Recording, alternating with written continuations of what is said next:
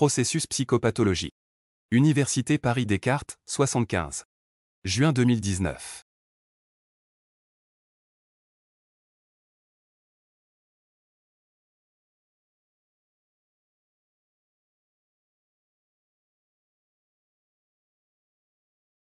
Question à réponse unique et exacte. De 1 à 10.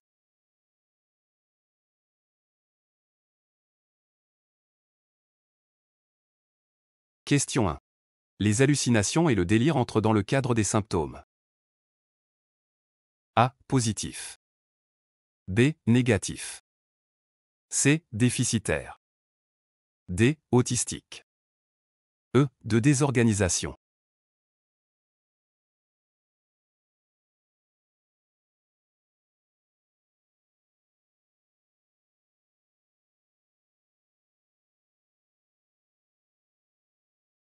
La réponse exacte. A. Les hallucinations et le délire entrent dans le cadre des symptômes positifs. Question 2. Un secteur de psychiatrie est une zone géographique d'environ A. 500 habitants. B. 1000 habitants. C. 10 000 habitants. D. 70 000 habitants. E. 700 000 habitants.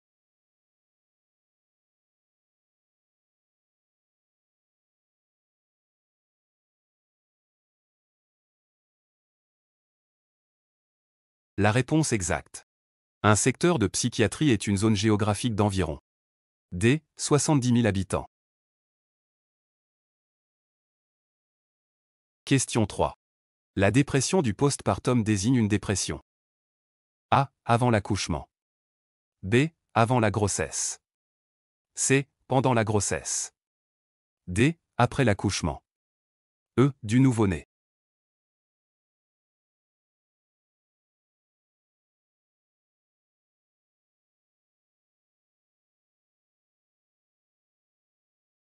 La réponse exacte. La dépression du postpartum désigne une dépression. D. Après l'accouchement. Question 4. Le délire est toujours caractérisé par A. Une conviction inébranlable. B. La présence d'hallucinations. C. Une évolution chronique. D. Une dissociation idéo-affective. E. Un vécu persécutif.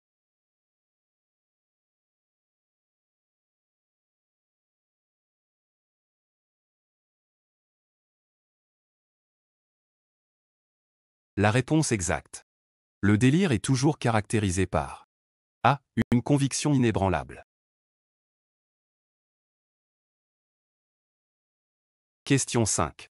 Selon la théorie psychanalytique, le psychisme peut être séparé entre A. Ça, inconscient et préconscient.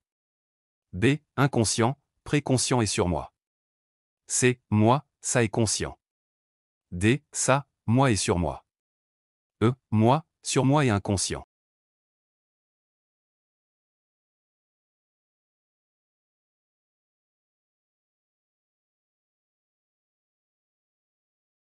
La réponse exacte. Selon la théorie psychanalytique, le psychisme peut être séparé entre D. Ça, moi et surmoi. Question 6. Quel symptôme doit conduire à un arrêt immédiat des traitements neuroleptiques? A. Dyskinésie aiguë. B. Hypotension orthostatique.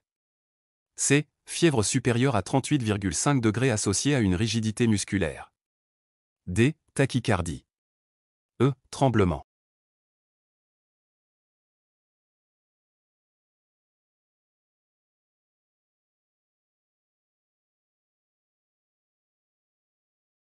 La réponse exacte. Le symptôme qui doit conduire à un arrêt immédiat des traitements neuroleptiques. C. Fièvre supérieure à 38,5 degrés associée à une rigidité musculaire. Question 7. Le mode de tentative de suicide le plus souffrant en milieu urbain est A. L'intoxication médicamenteuse volontaire. B. La phlébotomie. C. La défenestration. D. L'utilisation d'une arme à feu. E. L'utilisation d'une arme blanche.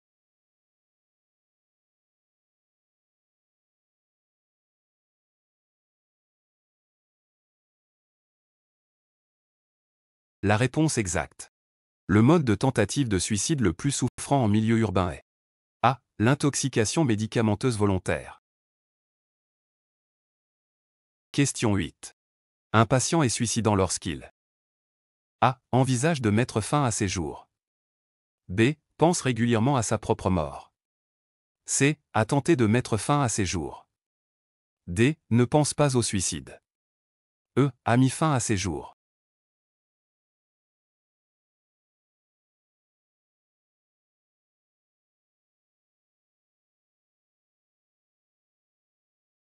La réponse exacte. Un patient est suicidant lorsqu'il C. A tenté de mettre fin à ses jours. Question 9. En psychiatrie, la notion de système, dans le cadre du modèle systémique désigne A. Les trois instances de la personnalité, le ça, le moi, le surmoi. B. Les différents mécanismes neurobiologiques à l'origine des troubles psychiques patients. C. L'environnement dans lequel évolue le patient. D. Le trouble psychique du patient. E. La structuration du délire.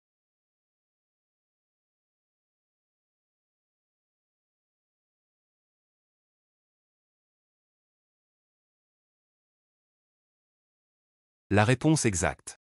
En psychiatrie, la notion de système, dans le cadre du modèle systémique désigne C. L'environnement dans lequel évolue le patient. Question 10. La durée minimale pour pouvoir poser le diagnostic d'épisode dépressif caractérisé est A. 1 semaine.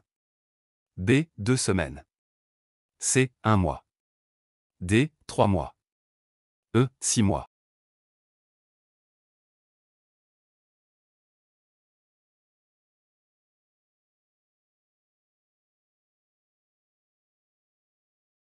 La réponse exacte.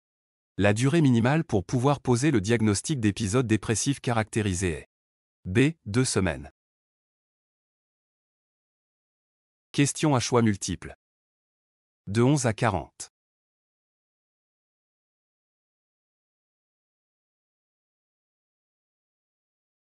Question 11.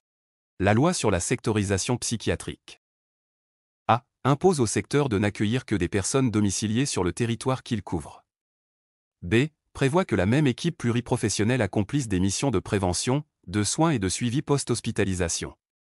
C. Prévoit un nombre de lits d'hospitalisation identique pour chaque service sectorisé. D. Prévoit que chaque secteur dispose de structures de soins alternatives à l'hospitalisation. E. Impose aux patients de consulter un psychiatre dans sa zone d'habitation.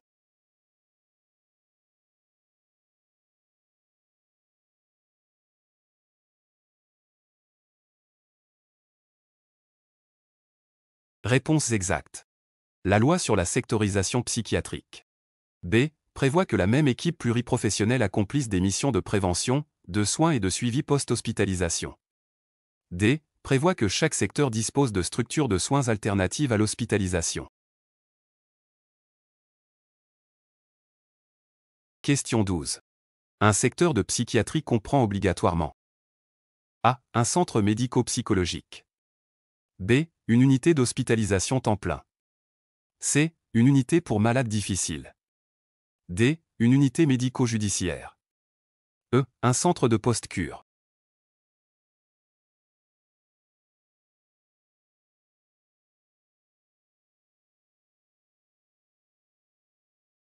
Réponse exacte. Un secteur de psychiatrie comprend obligatoirement A. Un centre médico-psychologique. B. Une unité d'hospitalisation temps plein.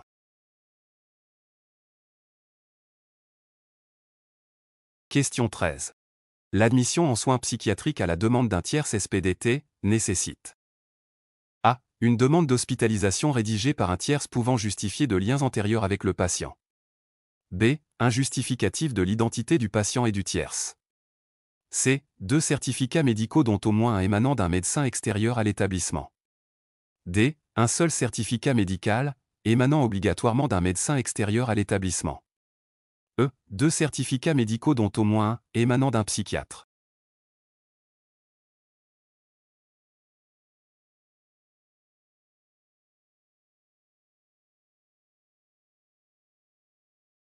Réponse exacte. L'admission en soins psychiatriques à la demande d'un tierce nécessite a. Une demande d'hospitalisation rédigée par un tierce pouvant justifier de liens antérieurs avec le patient. B. Un justificatif de l'identité du patient et du tierce. C. Deux certificats médicaux dont au moins un émanant d'un médecin extérieur à l'établissement. Question 14.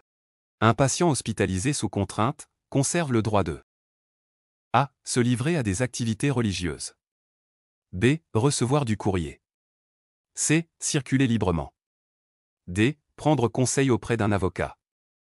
E. Exercer son droit de vote.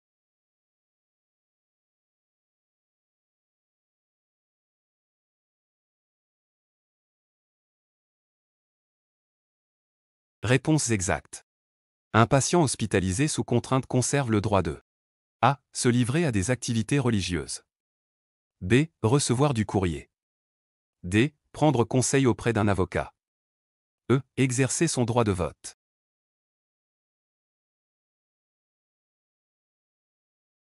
Question 15.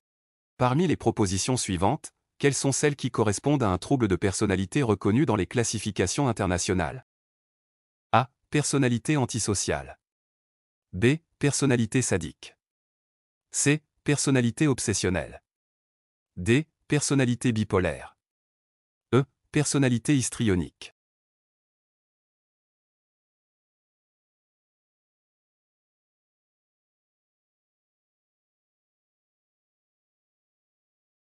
Réponse exacte. Les propositions correspondant à un trouble de personnalité reconnu dans les classifications internationales sont A. Personnalité antisociale.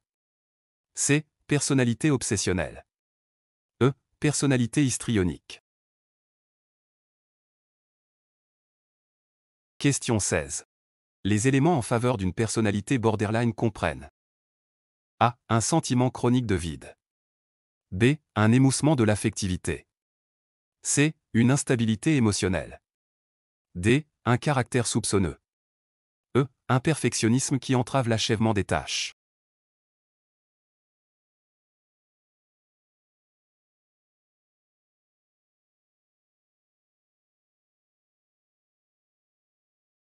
Réponse exacte. Les éléments en faveur d'une personnalité borderline comprennent A. Un sentiment chronique de vide. C. Une instabilité émotionnelle. Question 17. Les troubles de la personnalité correspondent à des conduites A. Jugées, déviantes, par rapport à ce que est attendu dans la culture de l'individu. B. Stable au cours du temps.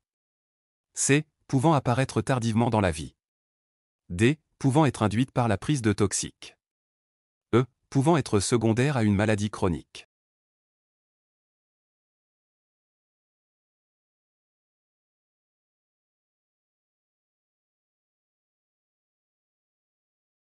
Réponse exacte.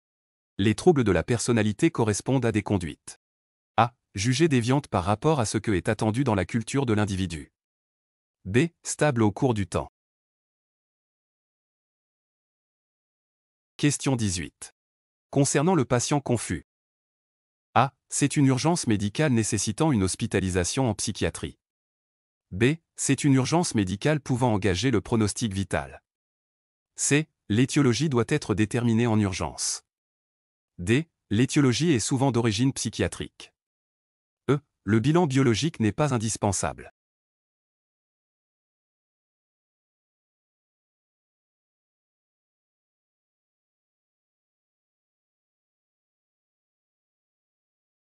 Réponse exacte. Concernant le patient confus. B. C'est une urgence médicale pouvant engager le pronostic vital. C. L'étiologie doit être déterminée en urgence. Question 19. Concernant la contention. A. Il s'agit d'une mesure systématique lors d'un épisode d'agitation. B. Il s'agit d'une prescription médicale.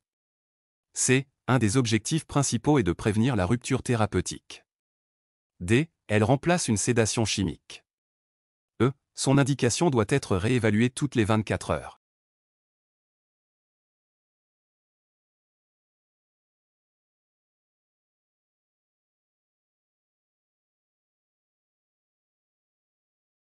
Réponses exactes. Concernant la contention. B. Il s'agit d'une prescription médicale. C. Un des objectifs principaux est de prévenir la rupture thérapeutique. Question 20. Le déni de grossesse. A. Désigne une négation inconsciente de la grossesse. B. Désigne une négation consciente de la grossesse. C. Concerne 1% des grossesses. D. Peut être secondaire à un trouble psychiatrique. E. Provoque peu de modifications corporelles.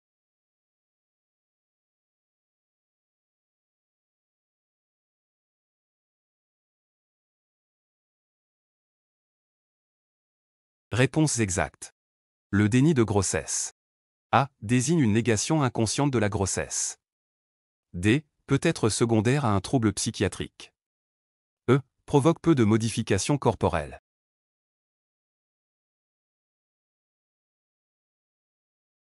Question 21. Parmi les propositions suivantes, lesquelles correspondent à des perturbations pouvant témoigner d'un syndrome démentiel? A. Altération de la mémoire. B. Discordance idéo-affective. C. Tachypsychie. D. Impossibilité de reconnaître ou d'identifier des objets. E. Trouble de la conscience.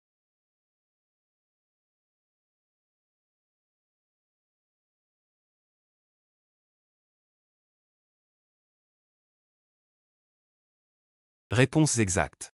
Les propositions correspondant à des perturbations pouvant témoigner d'un syndrome démentiel sont A. Altération de la mémoire. D. Impossibilité de reconnaître ou d'identifier des objets. Question 22. La psychose puerpérale peut comprendre A. Un délire centré sur la relation entre la mère et son enfant avec un risque d'infanticide. B. Une obnubilation. C. Un trouble de l'humeur, dépression ou épisode maniaque. D. Des mouvements anormaux. E. Aucun de ces éléments.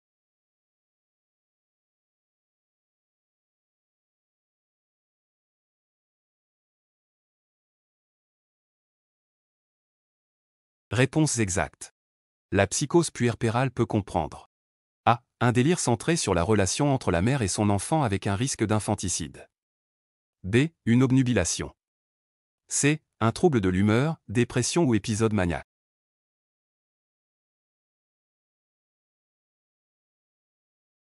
Question 23.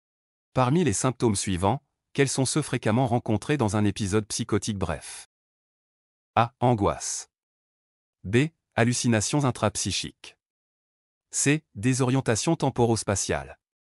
D. Interprétation délirante. E. Ralentissement psychomoteur.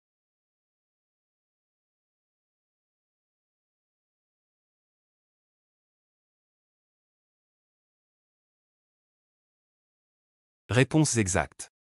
Parmi les propositions, les symptômes fréquemment rencontrés dans un épisode psychotique bref sont A. Angoisse. B. Hallucinations intrapsychiques. C. Désorientation temporo-spatiale.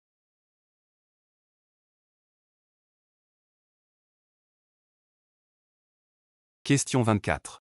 Les évolutions possibles d'un épisode psychotique bref sont A. L'absence de récidive après arrêt du traitement. B. L'évolution vers une schizophrénie. C. L'évolution vers une névrose obsessionnelle. D. L'évolution vers un trouble de la personnalité. E. La récurrence possible d'épisodes du même type.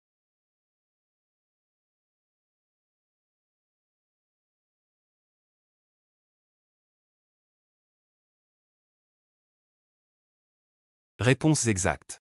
Les évolutions possibles d'un épisode psychotique bref sont A. L'absence de récidive après arrêt du traitement. B. L'évolution vers une schizophrénie.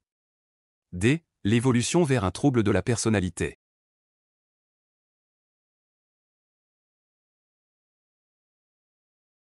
Question 25. Parmi les propositions suivantes, quelles sont celles qui correspondent à la triade symptomatique de la schizophrénie? A. Angoisse. B. Idées délirantes et hallucinations. C. Syndrome dépressif. D. Désorganisation. E. Symptômes négatifs.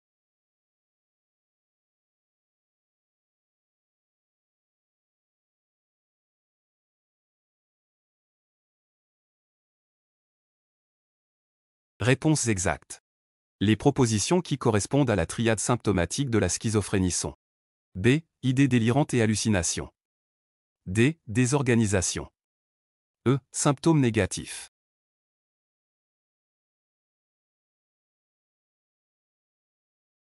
Question 26. Concernant le traitement de la schizophrénie. A. L'hospitalisation est toujours nécessaire. B. Les antipsychotiques permettent généralement une amélioration des symptômes positifs. C. La prise en charge psychothérapeutique est généralement à éviter. D. Une prise en charge sociale est fondamentale. E. Une mise sous tutelle est indispensable.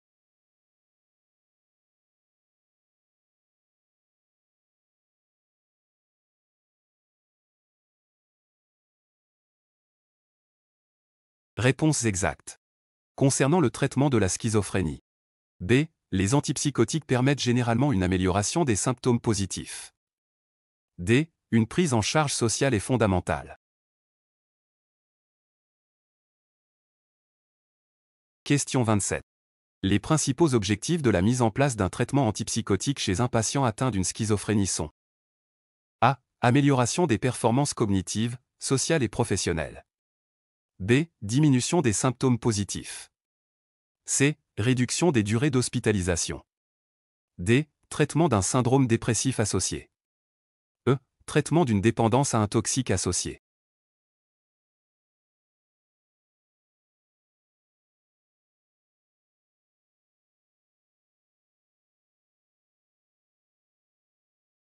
Réponses exactes. Les principaux objectifs de la mise en place d'un traitement antipsychotique chez un patient atteint d'une schizophrénie sont A. Amélioration des performances cognitives, sociales et professionnelles. B. Diminution des symptômes positifs. C. Réduction des durées d'hospitalisation.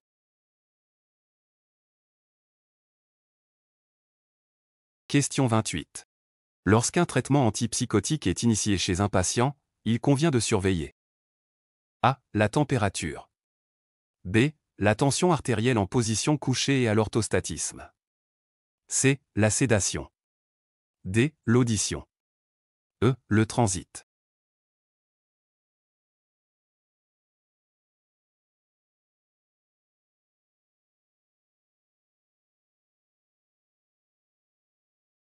Réponses exactes.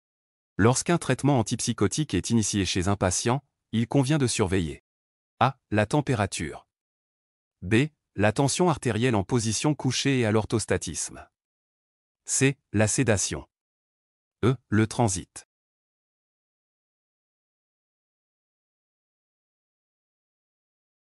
Question 29. Au sujet des hallucinations.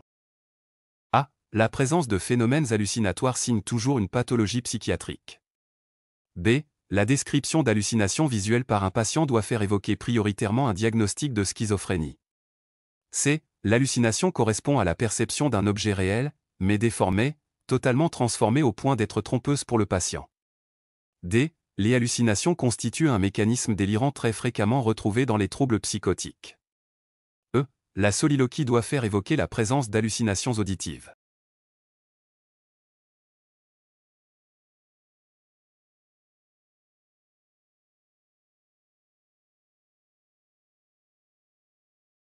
Réponses exactes. Au sujet des hallucinations.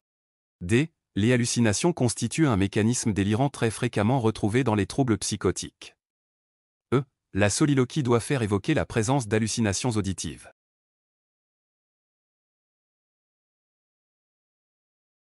Question 30. Parmi les propositions suivantes, quelles sont celles qui peuvent faire évoquer un automatisme mental? A. Le patient pense que ses pensées peuvent être entendues par les autres. B. Le patient pense que ses pensées sont bien les siennes. C. Le patient a le sentiment de contrôler totalement ses pensées. D. Le patient a l'impression d'être sous l'emprise d'une puissance extérieure. E. Le patient entend une voix qui commande ses actions.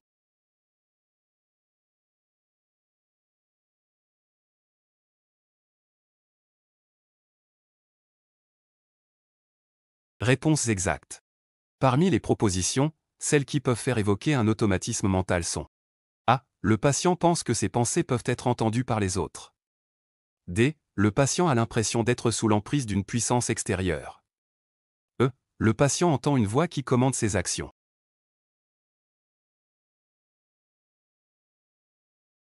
Question 31.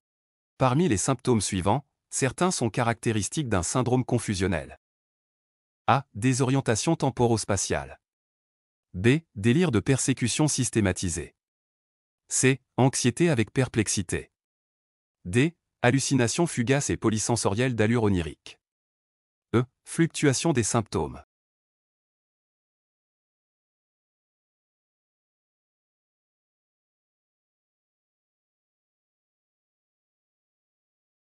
Réponses exactes. Les symptômes caractéristiques d'un syndrome confusionnel sont A. Désorientation temporo-spatiale. C. Anxiété avec perplexité. D. Hallucination fugace et polysensorielle d'allure onirique. E. Fluctuation des symptômes.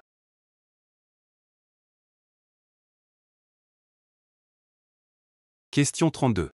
Dans le cadre des démences, citez les diagnostics différentiels majeurs. A. Dépression. B. Sclérose en plaques. C. Psychose hallucinatoire chronique. D. Confusion. E. Trouble de la personnalité.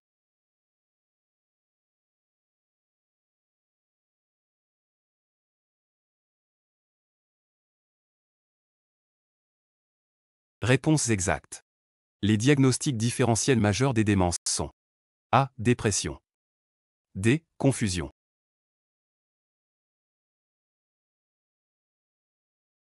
Question 33. Pour réaliser un entretien infirmier, le cadre adapté comprend A. Le poste de soins. B. Un bureau. C. Un temps défini ou formalisé ou programmé. D. Une attitude autoritaire. E. Des objectifs précis et explicites.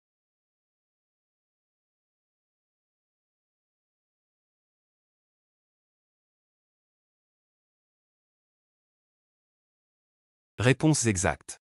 Pour réaliser un entretien infirmier, le cadre adapté comprend B. Un bureau. C. Un temps défini ou formalisé ou programmé. E. Des objectifs précis et explicites.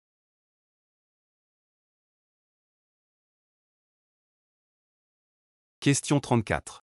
Parmi les propositions suivantes, quelles sont les actions infirmières à réaliser pour évaluer un risque suicidaire chez un patient? A. Observer le comportement du patient, notamment une agitation. B. Interroger le patient sur la présence d'éventuelles idées suicidaires. C. Rechercher un antécédent personnel de tentative de suicide. D. Convaincre le patient de ne pas passer à l'acte en cas d'idée suicidaire, notamment en soulignant la souffrance que cela générerait au sein de sa famille. E. Transmettre l'information au médecin référent.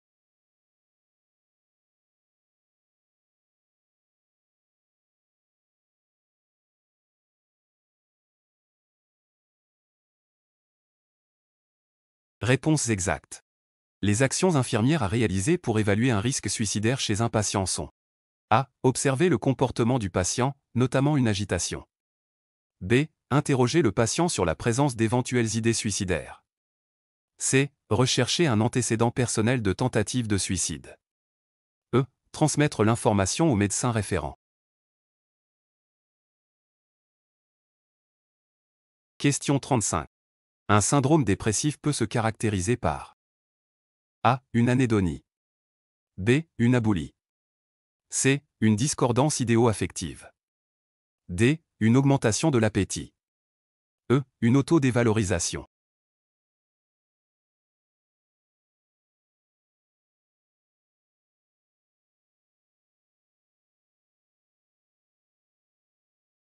Réponses exactes. Un syndrome dépressif peut se caractériser notamment par A. Une anédonie. B. Une aboulie. D. Une augmentation de l'appétit. E. Une autodévalorisation.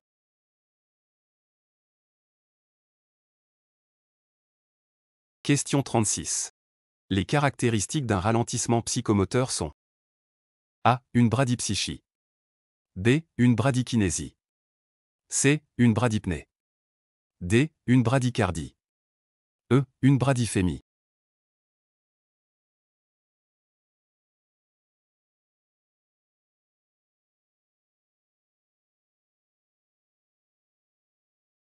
Réponses exactes.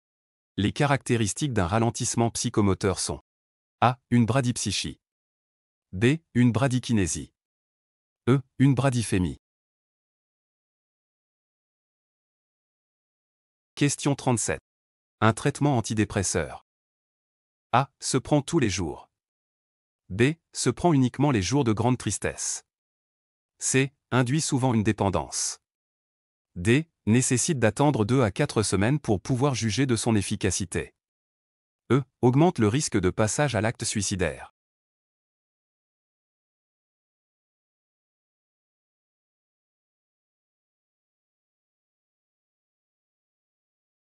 Réponse exacte. Un traitement antidépresseur. A. Se prend tous les jours. D. Nécessite d'attendre 2 à 4 semaines pour pouvoir juger de son efficacité.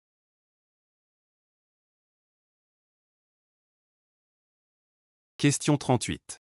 Concernant le traitement de l'épisode dépressif caractérisé unipolaire. A. Le thymorégulateur est la pierre angulaire du traitement. B. La prescription d'un anxiolytique n'est pas systématique. C. Une monothérapie d'antidépresseurs est recommandée. D. Une hospitalisation est toujours nécessaire. E. La psychothérapie n'est d'aucune utilité dans cette indication.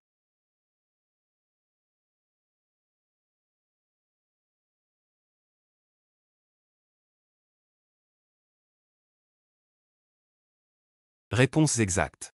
Concernant le traitement de l'épisode dépressif caractérisé unipolaire.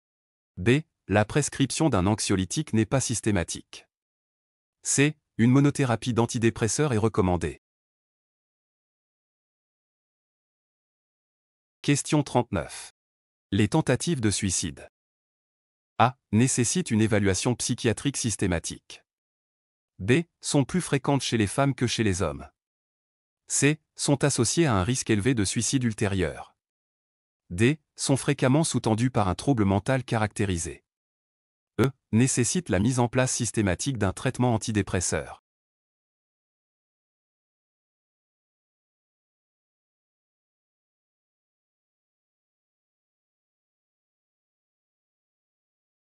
Réponse exacte.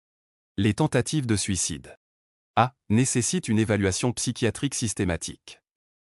B. Sont plus fréquentes chez les femmes que chez les hommes. C. Sont associées à un risque élevé de suicide ultérieur. D. Sont fréquemment sous-tendues par un trouble mental caractérisé.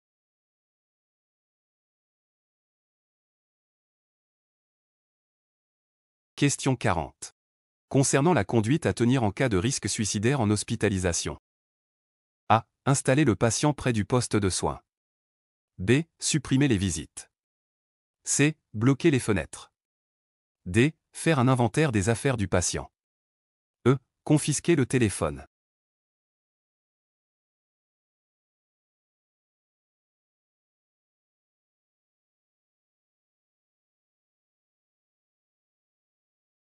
Réponse exacte. Concernant la conduite à tenir en cas de risque suicidaire en hospitalisation. A. Installer le patient près du poste de soins. C. Bloquer les fenêtres. D. Faire un inventaire des affaires du patient.